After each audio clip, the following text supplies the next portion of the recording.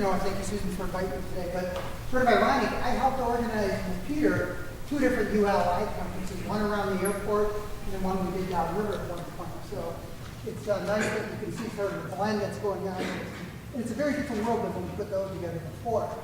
And I was fortunate that a couple of years ago, when the Speaker of the House currently, I talked to him and creating a committee. The committee is called New Economy and Quality of Life. And I do believe that they're both sides of the same, or 2 different sides of the same coin, but I think you can't have one without the other. And when you talk about the real estate side, obviously you're talking about a lot of economic development opportunities, but you're also looking at the quality of life people want to have when they move somewhere. And some of this is going to be redundant for some of you, but I do believe that it's never been more important in Michigan's history than it is currently at this point to really move us forward as a state. And because, sort of like the Chinese symbol of crisis and opportunity, there's probably never been a better time to do things in Michigan than historically since I've been involved. I've been working in the legislative process since the early 80s, actually, but just haven't been elected in my last term now.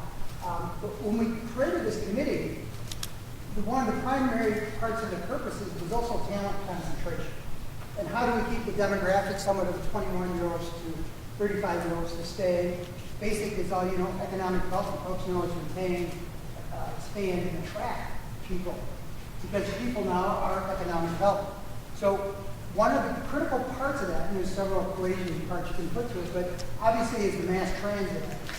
And I'm going to give you a few anecdotal references, but it's a direct link, I think, to saving the state.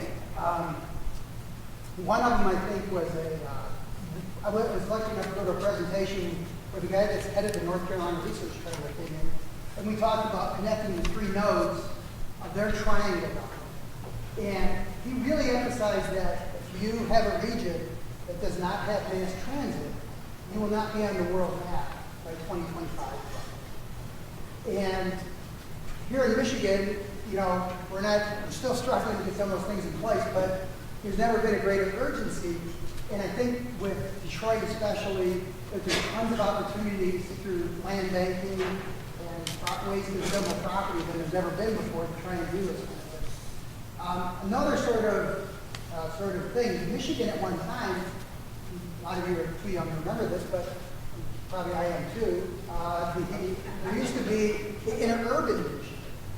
And if you haven't seen it, you can pull it up you can Google it and find it, but the major cities in Michigan all used to be connected by mass transit. And I can't remember how far north of them, but it might have been as far as like Midland and Bay City. And I think on the west side of the state, I don't know how much further north of Grand Rapids, but at one time you could get around this whole state through mass transit at one point. And that's how a lot of communities that are struggling today were connected at one time. So I think it's very doable. The bigger challenge is having eminent domain and how do you assemble land in today's challenges, economic times, and also building infrastructure. And one other sort of unusual thing is, obviously I was involved in a few campaigns in the last few years, but when the Obama people were coming to Michigan, a lot of them were coming from Chicago. If any of you followed the campaign, no matter which party you're in, most of his followers were young people, and they're in that 22 to 35-year-old bracket. Well, big, huge groups of them came from Chicago to campaign here in Detroit, especially the Detroit area, and they didn't know anything about Detroit. So all these people came here and booked all hotels downtown Detroit, assuming they could get everywhere in the southeast Michigan by mass transit. And it was like a nightmare for a lot of the local organizers here in Michigan because they had to start figuring out carpools and bus schedules. And we know that demographic is what's going to really grow the state. The only way to get out of this bad economy is to grow ourselves out. And mass transit is probably one of the big components.